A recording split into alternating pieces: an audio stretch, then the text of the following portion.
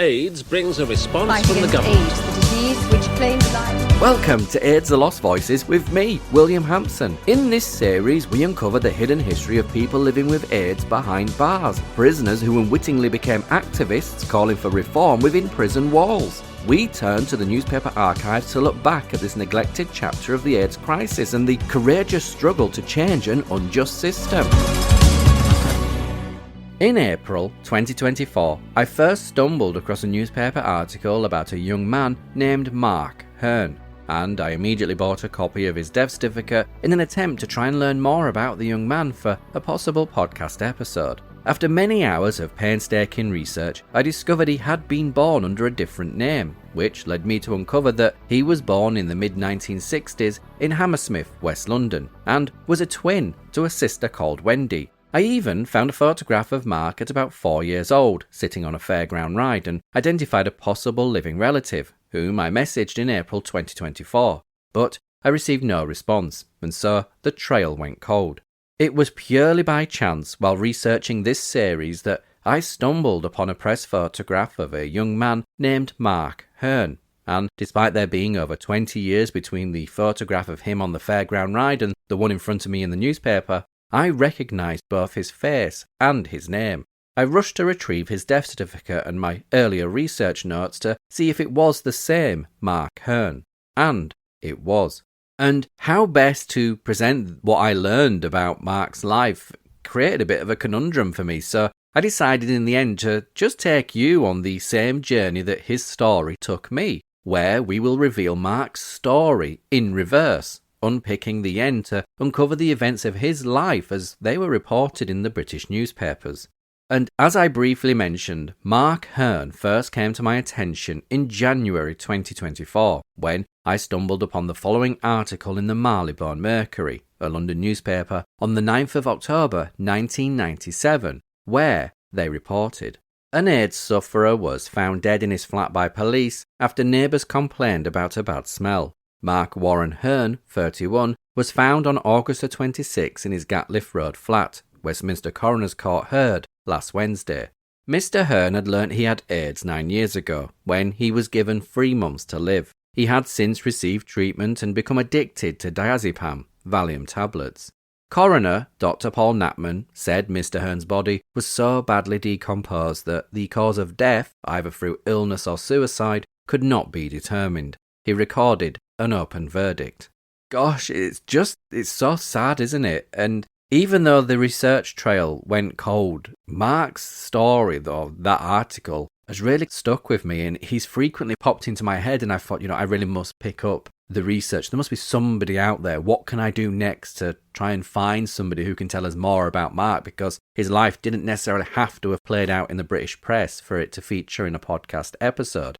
But I think the fact that he lay undiscovered for a period of time makes you wonder why it took the neighbours to raise the alarm rather than somebody who knew Mark personally, prompting reflection on how often familiarity becomes complacency and how easy it can be for a life to just merely slip from notice. And with that, would there really be anybody out there who could tell us more about Warren Hearne and his life? Anyhow, with the article, I ordered a copy of Mark's death certificate, which confirmed he was born in Hammersmith, London on the 11th of February 1966, and that he had lived at Gatliff Close, a stone's throw from Sloane Square in Chelsea. His occupation is recorded as telephonist, and, as we heard, the cause of death is listed as unascertainable, with an open verdict. With those slivers of information, my next step in research is normally to establish birth details, which would then point to any siblings and then the parents' marriage and so on, and you build a bit of a family tree. But this wasn't as straightforward as it usually is. Many hours later, out of a task that normally just takes me a couple of minutes, I located Mark's entry on the birth register and discovered why he had been so hard to trace. He had not been registered as we'd come to know him as Warren Hearne, but as Warren Mark McIntyre, and was one of a set of twins his sister recorded as Wendy McIntyre. And with that, I did find some newspaper articles from the 1980s, but these alone were insufficient to shape a podcast episode. They offered only fragments, brief reports that, as I noted during my initial research in April 2024, seemed at the time to contain inconsistencies around the variation of Mark's name. Now, by pure chance, I've stumbled upon fresh newspaper reports in the newspaper archives, accompanied with a photograph of Mark that I could compare, and quotes from Mark himself about his family life, which he names his immediate family members, which provides the corroboration needed to assemble an accurate, responsibly sourced episode. Right, so, as I mentioned earlier, we're going to be working in the same style of pattern that my research led me. We're going to be working backwards, where Mark Hearne makes every single newspaper up and down the entire United Kingdom, so much so I don't know which one to use to share the story. But on the 25th of August 1995, some of the headlines read: AIDS victim in prison escape, AIDS prisoner on the run from hospital, danger, AIDS prisoner hospital escape, AIDS man on the run, AIDS man flees jail in taxi. Now, they all very much report the same insight, seemingly that comes from the press release that's been put out, but some share more insight than others, such as the Southern Daily Echo, which ran the headline, "Manhunt for AIDS Convict," alongside the prison mugshot of Mark Hearne, where they report: a dangerous convict suffering from AIDS was today still on the run as anger grew over how he was able to escape from an Isle of Wight hospital. Police, who believe 29-year-old Mark Hearne may have fled to the mainland before officers were alerted that he had disappeared from St Mary's Hospital in Newport, immediately threw a security ring round all ferry terminals, including Southampton. A Hampshire police spokesman said there was a possible sighting of Hearne on a train heading for the Brighton area. But officers are also still making inquiries on the island after Hearne, who is thought to have taken a taxi from the hospital to Ryde, discussed bed and breakfast accommodation with the driver.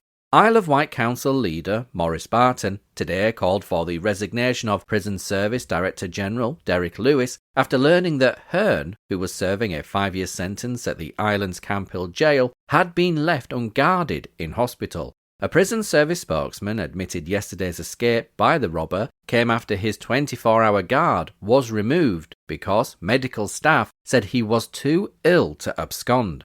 Mr. Barton said, quote, "If this man is terminally ill, he has got nothing to lose. Regardless of the medical advice, he should not have been left unguarded. The prison service seems to lurch from one disaster to another." End quote. The escape of the Camp Hill prisoner comes just 7 months after 3 convicts broke out of Parkhurst jail on the island. Police said Hearne is considered a danger to the public due to the nature of his crime. Quote, "He has been convicted of robbery, which is a violent offence and is known to have made threats to people," end quote, said the police spokesman. The Prison Officers Association today slammed the decision to leave Hearne unsupervised. Branch Chairman Stuart McDabe, speaking from Camp Hill Prison, said, quote, "The local branch is not happy with the removal of escorts for such a dangerous prisoner. Some staff told management that they thought he would escape and was pulling the wool over the eyes of the consultant at the hospital, but for some reason those concerns were ignored. It is in no way any fault of prison staff. The decision to stop escorts was made after the consultant told management that the prisoner would not be able to walk because of the treatment he was undergoing," end quote, he said. Hearne is white, 6 foot 4 inches tall, slim, has close-cropped black hair, a Mexican-style moustache, and the name Robert tattooed on his right arm. And like many of the other newspaper articles, they offered additional insight here and there in how it was believed Mark had escaped, where the Evening Herald, under the headline, "AIDS prisoner on run from hospital," give us this additional insight. Police today stepped up their hunt for a prisoner with AIDS who escaped from an Isle of Wight hospital. Convicted robber Mark Hearne walked free from St Mary's Hospital in Newport, where he had been on parole for treatment since last Friday. Police today said, quote, "It's like looking for a needle in a haystack," end quote. London-born Hearne, described as dangerous, ordered a taxi in his own name from the hospital and stopped off to get some money from a building society after his escape. Police spokesman PC Ken Alp said, quote, "It is now known the escaped prisoner was collected by a pre-booked taxi at 11:20 a.m. from the hospital. he was taken to the Alliance and Leicester Building Society in Newport, where he withdrew a sum of money from his account, and he was then taken to Ryde bus station. He discussed bed and breakfast accommodation in the area and asked about train times to London. End quote. Oh, I mean, talk about great escape. I mean, I would love to have asked Mark how much planning went into this, if any at all, or was it just a spontaneous thing? I mean, it would be quite smart if a little bit of planning went into it. But also as well, according to the Isle of Wight County Press newspaper, Mark was admitted to the Kingston ward at the Island St Mary Hospital on Friday the 18th of August 1995, and as we've just heard, 6 days later he escapes on Thursday the 24th of August 1995.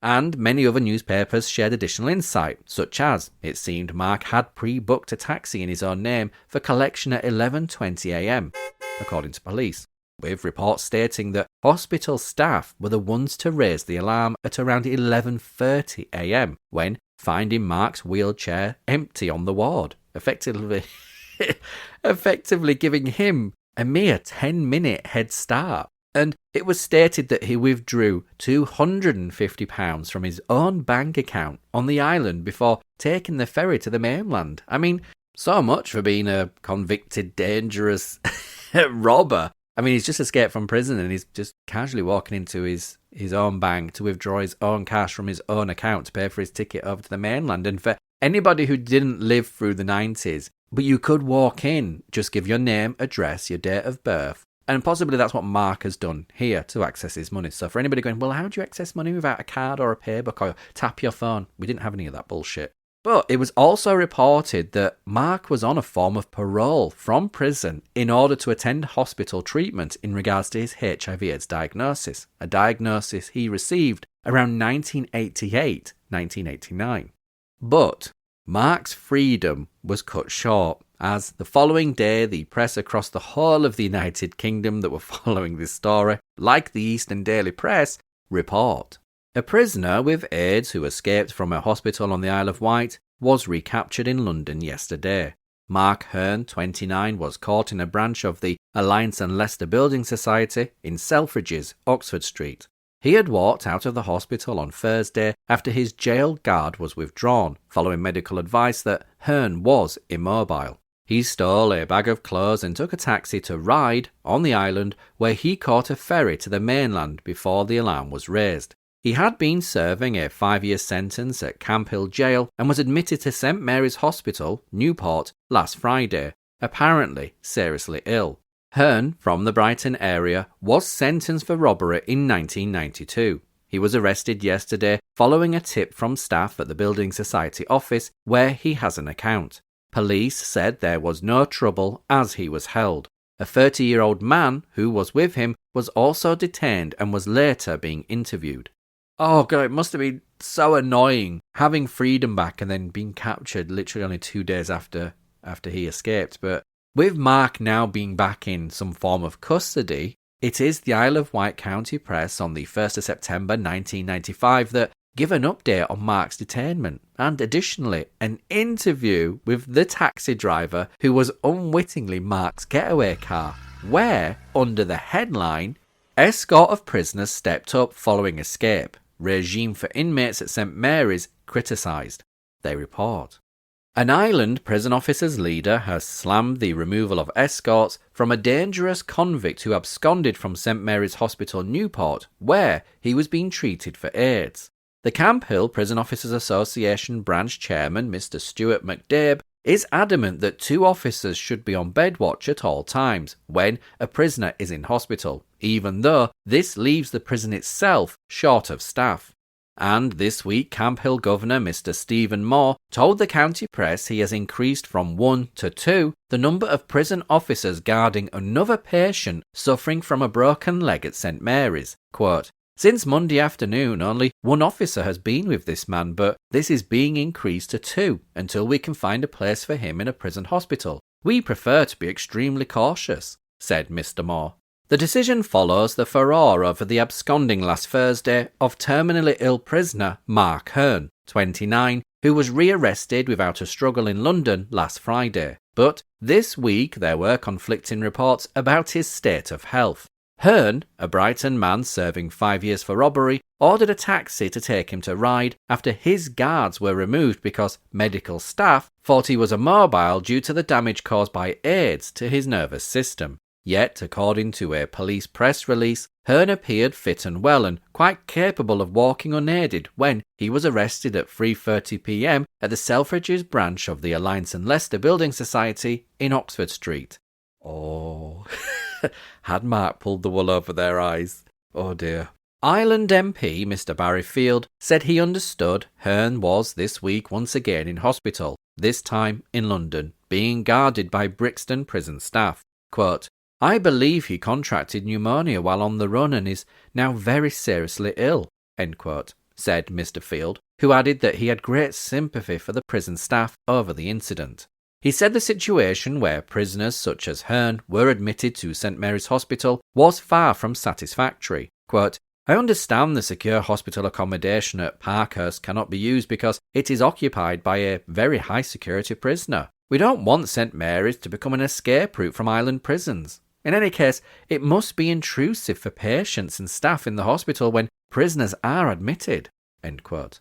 Mr McDade accused the prison authorities of taking a gamble over the manning of escorts. Quote, "The prison is so short of staff that a gamble is taken over where to man an escort because if we do it, the prison is left short. One wing has to be locked up instead of allowing prisoners out on association for activities and watching television," said Mr McDade, adding that weekends were extremely critical, especially when the weather is hot. Quote, "Locking them up in a 10-foot by 6-foot cell could lead to trouble and cause resentment to build up," said Mr McDade. A 30-year-old man arrested with Hearne was being interviewed by Belgravia police in connection with possible offences of harbouring a prisoner unlawfully at large. As the article just shared, Mark is in hospital with pneumonia, a condition rendered more serious by his weakened immune system, and it wasn't known whether it was AIDS-related pneumonia. But within the piece, we also hear from the taxi driver who collected Mark from St Mary's Hospital under the headline, "Taxi booked by phone an hour before pickup," where they report, "Fugitive armed robber Mark Hearne was described as, quote, an ordinary working class guy," end quote, by the Newport cabbie who inadvertently helped his escape. Mr Roger Mule, 49, a driver with Sandown-based Meteor cabs, picked up Hearne, who was serving 5 years, outside St Mary's Hospital, Newport, at about 11:20 a.m. last Thursday. He took the prisoner first to the Alliance and Leicester Building Society office in St James's Square, Newport, where he made a withdrawal, and then to Ryde Esplanade, where he paid the £10 fare and handed over a £2 tip. Said Mr Mule of Carpenter's Quay, quote, "He seemed a normal, average working class guy, very decent and amiable. He was a lot better than some of the late-night drunks I have had to convey, and nor was he the sort of idiot you often collect from the prison who is going on home leave. I speak as I find, and Hearne was quiet, a bit subdued, and not at all obtrusive. He was not agitated or constantly looking over his shoulders for flashing blue lights as you might expect from someone in his position." Mr Mule, a driver for 5 years, said Hearne appeared in perfectly good health, apart from having a swollen hand. Quote, "He told me he was a nurse who had accidentally injected himself and the swelling was because of the antibiotics he had taken as a result." End quote. Mr Mule said he began to realise what had happened as he monitored news reports of the escape. Once the name was released, the company checked with its computerised booking records and contacted the police. He said Hearne had called the firm about an hour before he was actually picked up, but had failed to appear as arranged. Oh, wow, what an insight! And accompanying this interview is a photograph of a cheery-looking cabbie, Roger, leaning out of his taxi window. And you know what's really interesting is that the article seems to have this carry-on film feel to it, you know, a bit of seaside humour, because it's in stark contrast to what the press was saying only a couple of days earlier, when they were saying, you know, you've got this prison escapee, he's dangerous, he's violent, he's made threats to people in the past. And Roger's saying that he's just a normal, amiable, working class guy, and they're having a bit of a chat in the back of his cab.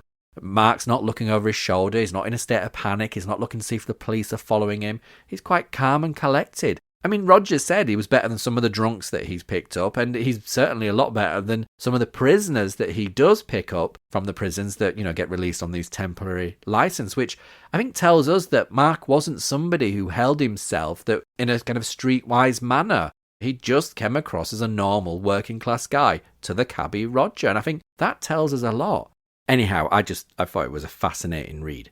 And when researching Mark's life, as I have been backwards, I wondered what was the nature of the crime that saw Mark sentenced to 5 years imprisonment back in 1992. From subsequent reports of his escape in 1995, it was repeatedly stated that in 1992, Mark was sentenced at Harrow Crown Court for robbery. But I couldn't find any press reports on either a robbery nor sentencing at Harrow Crown Court of Mark Hearne, or any other variations that you'll later come on to hear about of his name. That absence could mean several things: limited media interest at the time, reporting under a different name, an oversight of digitisation of archives, or perhaps, although unlikely, constraints on publication. Yet, without primary press coverage, the specifics of the alleged offence and the rationale for the 5-year prison term remains unverified. But what was a bit odd was, I found many cases of robbery in the newspaper archives in which a sentence of 5 years was handed down at Harrow Crown Court in that year of 1992, and in each instance, the offenders were fully named in the press. Only one report referred to the perpetrator, or the defendant, as, quote, the man, end quote, creating a singular anomaly in an otherwise consistent pattern of naming the defendants. The article did conclude that the man had been sentenced at Harrow Crown Court and as a consequence was serving a 5-year prison sentence for robbery. And it goes without saying that I am extremely reluctant to share the details of the robbery reported. Although it was a completely failed and unremarkable attempt, my research only suggested a possible connection to Mark Hearne. But without confirmation, it would be absolutely unfair to present the incident in a way that might cast him in a negative light by stating he committed a crime on pure speculation rather than actual fact. That said, do not be tempted to imagine a sensational caper. It was nothing of the sort, merely a botched effort that lacked drama and consequence, and included a few verbal threats. So we have to be satisfied that, as the police stated, Mark had been sentenced in 1992 for 5 years as a result of a conviction for robbery. And it's perhaps also worth mentioning that at the time of his escape in 1995, some newspapers accurately reported Mark as being London-born, while others placed him as being from Brighton in Sussex, suggesting he may have spent a period of time living in Brighton for the press to specifically cite the well-known seaside town. Questions about Mark's private life remain stubbornly unanswered. Was he gay or was he straight? Had he indeed lived in Brighton, and did the name Robert, tattooed on his right arm, signify a lover, a friend or a close relative, excluding his father who was named John? These uncertainties complicated my attempts to build a fuller, more humanising portrait of Mark Hearne, until 1988 when Mark spoke to Cumbria's News and Star newspaper, giving a glimpse into his earlier life. Now, this is a bit of a serious plot twist and the most horrendous story, but perhaps explains how Mark came to have variations to his name. Mark refers to his stepfather, Michael Charles William Hearne, who the press referred to as Michael Derrick Hearne. Where the Derrick comes from, I don't know. But he was reported locally as having been a wealthy and prosperous furniture business owner, and, as of October 1988, was convicted of a brutal murder. Now, I won't read all the articles, but if you want to read the story, you can find them on the Extra T blog. But from the articles being quite intrusive, looking into Derrick Hearne's private life, now he's been convicted as a murderer, I was able to glean snippets of insight into the timeline of Mark's early life, yet it did raise more questions than answers. As we've got to know Mark as Mark Hearne, and remember we're working backwards in our research, Mark and his twin sister Wendy, as I said at the outset of this episode, were both born McIntyre, given Mark at birth was registered as Warren Mark McIntyre, but later, as you're about to hear, he appears for a spell under the double-barrelled surname McIntyre Hearne, Now, I could find no record of a marriage between Mark's mother, Sandra McIntyre, and Mr. Michael Derek Hearne, the murderer. But I did uncover that the pair had a child together, a baby girl born in Hammersmith at the end of 1967, so almost 2 years after Mark is born in 66, who was not registered as a McIntyre, but was entered on the birth register as a Hearne, with Sandra recording her maiden name of Booth on the registration, meaning that Mark acquired a half-sister, Michelle, fathered by Michael Derek Hearne. And the point of me sharing you this, what sounds to be quite a complicated situation and perhaps slightly intrusive, is that we're just establishing the connection with this Michael Derek Hearne and Mark. Mark, who has seemingly taken on this Mr. Hearne's surname, and as you're about to hear, refers to him as his stepfather, now that Mark has a baby sister who has been fathered by this Michael Derek Hearne. And as for the crime committed by Derek Hearne, on the 30th of April 1988, the News and Star opened its front page splash with the headline, "Sugar Daddy Gets Life, Ex-Lover Shot and Burned to Death," where they report, Sugar Daddy killer Derek Hearne has been jailed for life for the horrific murder of his pregnant ex-lover. The former businessman shot attractive 25-year-old Shelley Page and then set fire to the room where she lay fatally wounded. She was burned alive while Hearne stood by, making no apparent effort to save her. Hearne, 60, of Fiefside Cottages, Calthwaite near Penrith, who denied murder, was found guilty on the majority verdict of a jury after a 4-day trial. Preston Crown Court heard how wealthy factory owner Hearne met Shelley after moving to Rawtenstall, Lancashire in 1977. Shelley, then aged 16 and whose father had just died, went to live with Hearne, then aged about 50, and they became lovers. Oh, do you know, it's an incredibly sad story, and if you want to read the rest of it, you can find all the articles on the Extra T blog. Yeah, I mean, it's incredibly sad. And in the press coverage from the trial, there were reports that Derek Hearne had been bragging that because he had a Mercedes and because he was quite wealthy, he was a bit of a ladies' man. But in the trial, he was also assessed several times by psychiatrists, where the Rossendale Free Press reported on the 30th of April 1988, Dr. Colin Prothero, a psychiatrist, said Hearne was an extremely possessive and irritable man who, when provoked, experienced high emotions and a tendency to lose control. He described Hearne as a self-opinionated, egocentric man who could have found his riches to rags fall, from wealthy factory owner to the dole queue, quite traumatic. He was prone to hysterical reactions when under stress. End quote. And the reason I share you those snippets is that alongside that front page splash on the 30th of April 1988, Mark's interview with Cumbria's News and Star newspaper appears on the front page alongside that main story, Sugar Daddy Gets Life, with the interview headlined, "Horse Whipped by Killer," which reads, Derek Hearne's, quote, stepson, end quote, today told how he was horsewhipped by the killer. Mark Hearne, 22, described his stepfather's flash temper and how he was regularly beaten with a horse crop. Mark, brought up with his twin sister Wendy in Hearne's Lancashire home until he ran away 5 years ago, told the News and Star, quote, he blamed me for anything that went wrong. He would beat me regularly with a horse crop. He just lost control of his temper. He never liked me. The neighbours eventually complained to the social services about the beatings and I was taken into care. I feel sorry for him now, but he has been the victim of his own bad temper. He had no right to do what he did, and he deserves everything he got from the court.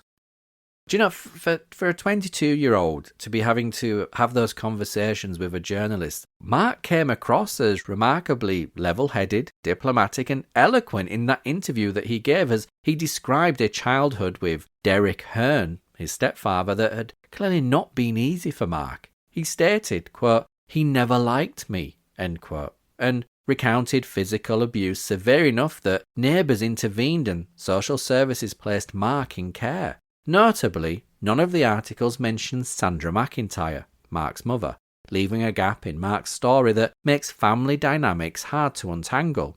It is a reminder that, as with our current royal family here in the UK, no family is without complications. But what I did learn was in 1974, when Mark was 8 years old, his mother Sandra remarried in London to a man called Roy. The interview with Mark revealed that he and his twin sister Wendy had lived with Derek Hearne in his family home in Lancashire, and the court was told that Derek Hearne moved to Lancashire in 1977, but it remains unconfirmed if Mark lived with Derek before Derek moves to Lancashire. Derek Hearne's move to Lancashire in 1977 also came at a time when Mark's mother Sandra moved to Swindon with her new husband Roy. How do I know this? Well, it's amazing what you can unearth in the newspaper archives, because in December 1979, the Swindon Advertiser report, alongside a photograph of a handwritten message on the back of an envelope, postman, who was a first-class detective, housewife Sandra Ide, has given the post office a stamp of approval, for they helped her to make contact with some long-lost friends. A Christmas card arrived at the sorting office from Mr. and Mrs. Trevor Smith of Kingston-on-Thames for Sandra and her husband Roy. There was no address on the card, but the Smiths wrote a note for the postman on the back of it. It read, "This couple moved to Swindon to a council house 3 years ago and did not send their new address." I mean, I guess some friends just don't take the hint. "If you could deliver to the right people, we would be very grateful." End quote. So the postman got to work on the sticky situation. He discovered the address of the Ide family and the card was delivered. Said Sandra at her home in Wilsford Court, Penhill, Swindon, quote, "When you consider the size of Swindon, it was a cheeky thing for our friends to do." So it's that snippet of information through research that shares that Mark's mother moved to Swindon around 1976, and the relevance of Swindon and his mother now living there ties directly into the timeline suggested by Mark's 1988 interview regarding his stepfather Derek Hearne, where the article stated that Mark had, quote, "ran away 5 years ago," which implies that he left home around 1983 at the age of 16 or 17.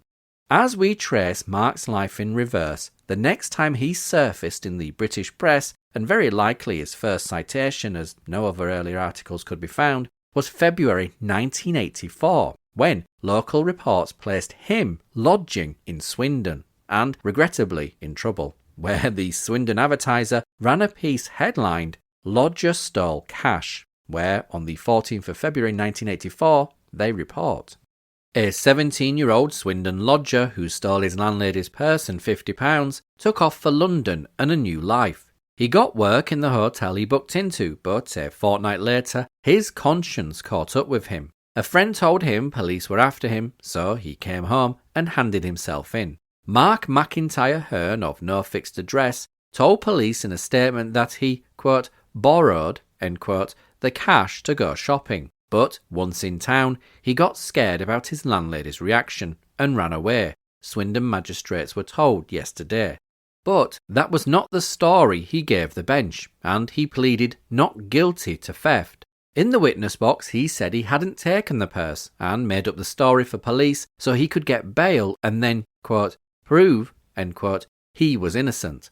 Quote, "I thought, I've got a job in London. Why should I take the can for something I didn't do?" he said.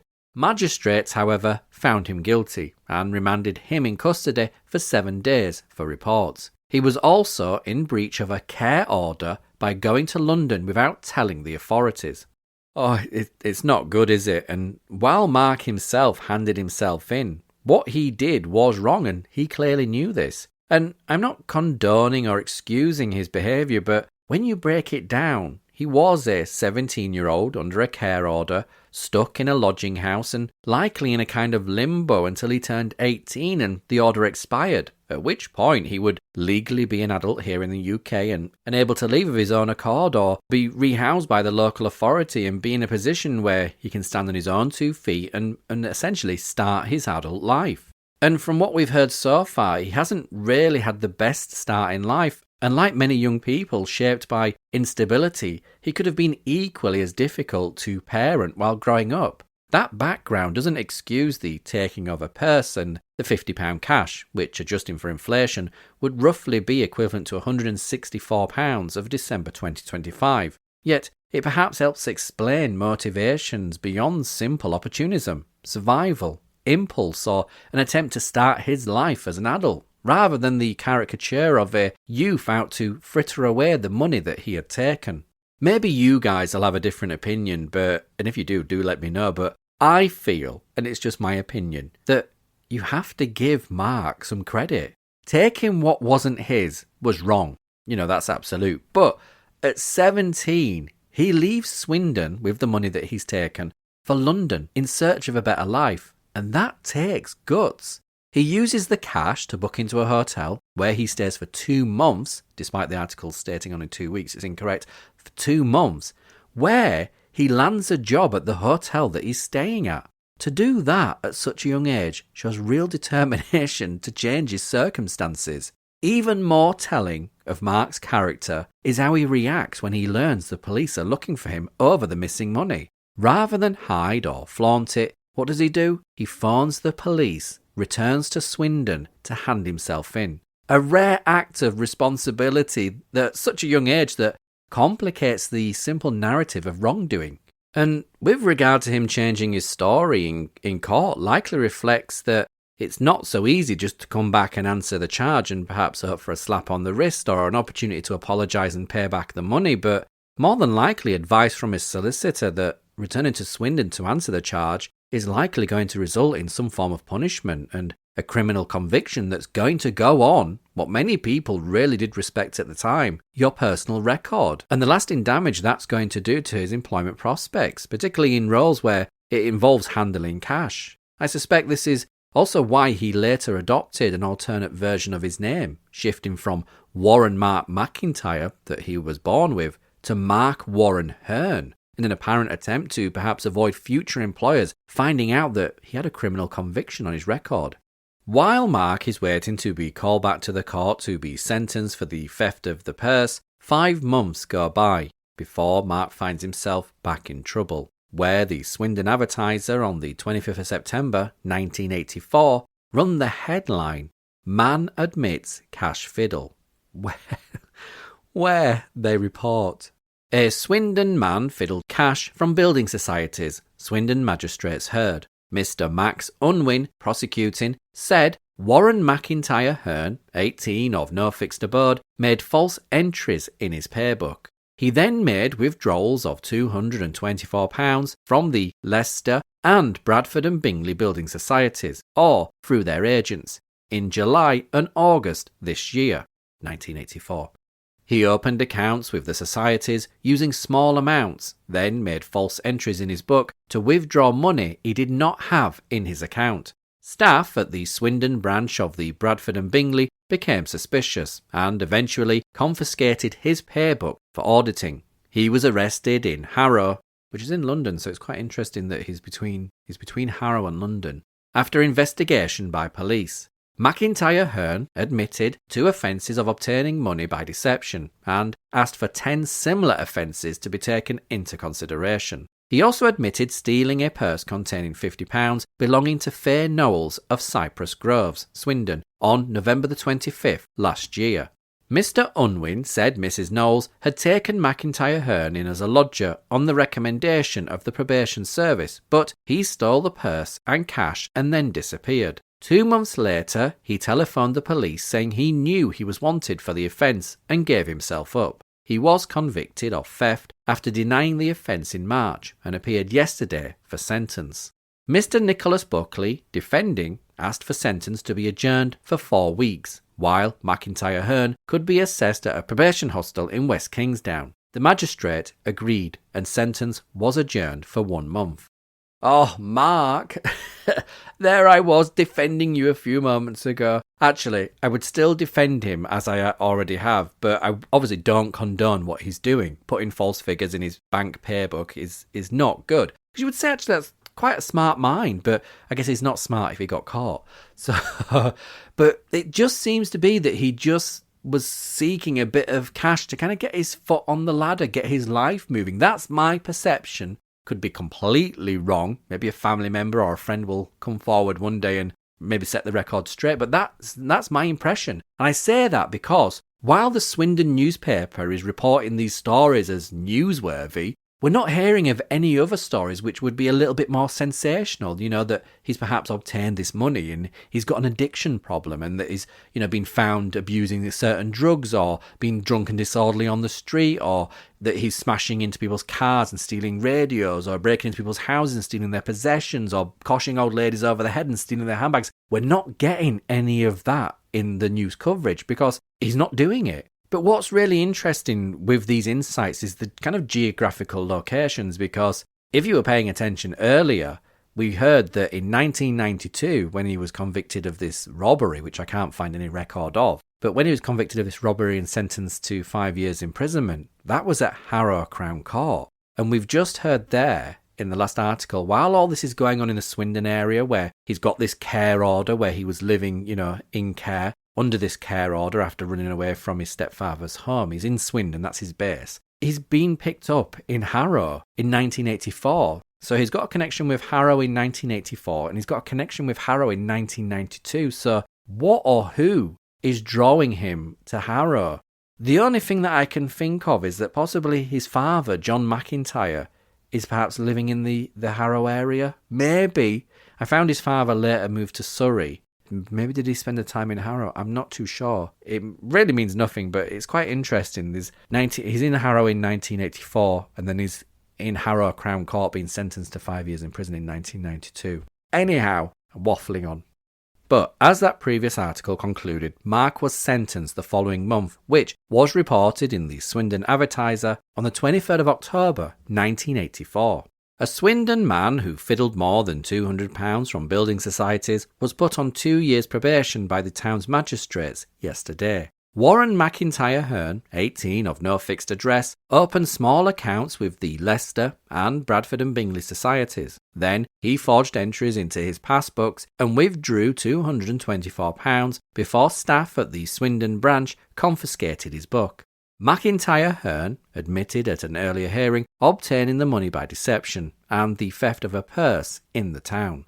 So, after all of that, 2 years probation. And it's at this point that we can stop looking at Mark's life in reverse, simply because press coverage dries up. There was no coverage of Mark prior to his teenage conviction at the age of 18.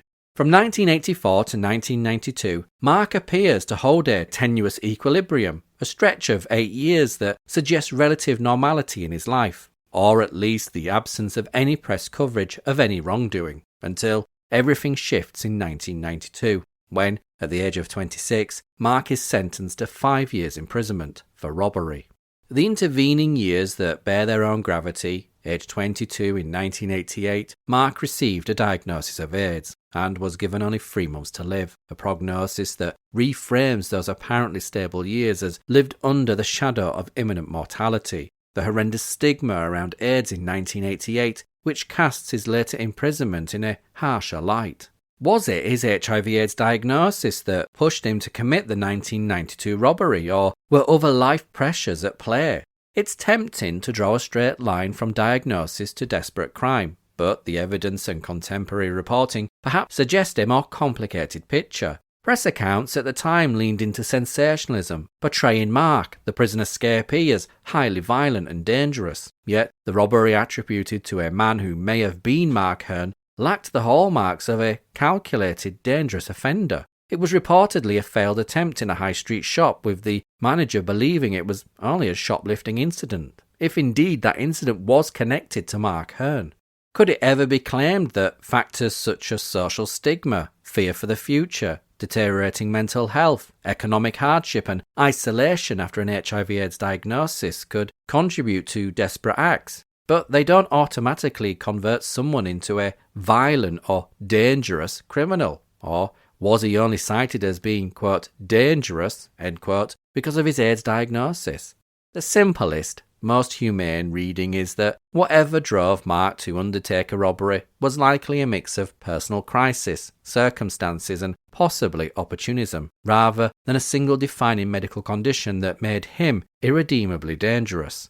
And of course, we shouldn't glorify criminals, but credit where it's due. An hour before his escape, Mark rang a local taxi firm, booked a taxi in his own name to be waiting at the hospital, and 6'4" slipped out of the Kingston ward at St Mary's on the Isle of Wight, unnoticed, climbed into the pre-booked taxi, popped into his building society to withdraw his money from his account and returned to his waiting cab, paid the £10 fare and tipped the driver £2. The cabbie later described Mark as, quote, a normal average working class guy, very decent and amiable. Calmly catching the ferry to the mainland and making his way to London, his composure and planning, carried out without breakout tools, no saw, no file, no rope ladder or helicopter, read either as cunning, extraordinary lucky or a significant lapse in professional oversight. Whatever the explanation, the quiet efficiency as to which he pulled off the escape is only to be, in my view, commended. And you're probably wondering, what happened after Mark was recaptured in London? Well, on the 26th of August 1995, the day after his recapture, along with another man aged 30, the Southern Daily Echo quoted the Home Office where they reported, "The Home Office says robber Mark Hearne, 29, could be punished with up to 42 days added to his 5-year sentence after vanishing from a ward at St Mary's Hospital on Tuesday, where he was being treated for his terminal illness."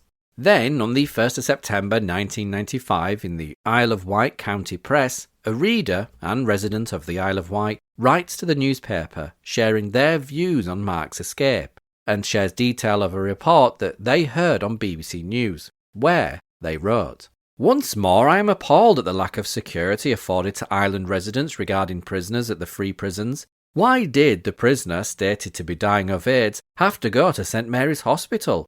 There are prison doctors and a hospital available, so why wasn't the prisoner kept behind bars? I got very annoyed when I was waiting to be seen in the fracture clinic and in came a prisoner, handcuffed to a female warder and 2 male escorts who went straight to the T-bar, and the prisoner was taken in to see the doctor immediately while others still waited.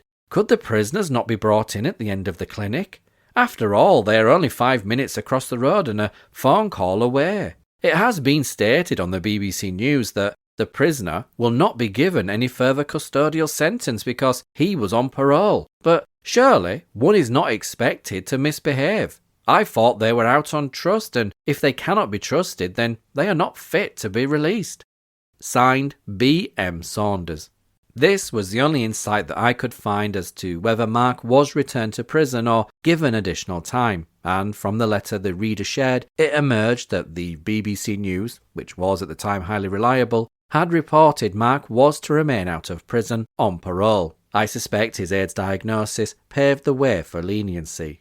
Now with his freedom, Mark was housed in a Victorian property by the local authority, a stone's throw from Sloane Square in Upmarket, Chelsea. A quiet placement that kept him out of trouble and the public eye, until the sad discovery of his body at his home on the 26th of August 1997. Mark's death prompted an inquest which was subsequently reported by the Marylebone Mercury and the Westminster and Pimlico newspapers. The coroner, Dr. Paul Knapman, recorded the cause of death as unascertainable and returned an open verdict. Press reports speculated about suicide, either deliberate or accidental, and noted a reported AIDS diagnosis as early as 1988, with the accepted progression of 8 to 10 years from infection to AIDS potentially leading to death from AIDS-related complications, making it plausible that Mark died of natural causes brought about by AIDS. But it's not helpful to indulge in conjecture, but the facts are stark. Neighbours raised the alarm only after a considerable period, indicating Mark died alone, and laid alone undiscovered for a considerable period of time. Despite the minor crimes highlighted here, Mark's occupation on his death certificate was given as telephonist. He was only 31 years old. He was survived by his twin sister Wendy and older and younger siblings, along with both of his parents, Sandra and John. If you've enjoyed this episode, then don't forget to like, share and subscribe. And until next time, you can find me on Instagram at AIDS The Lost Voices.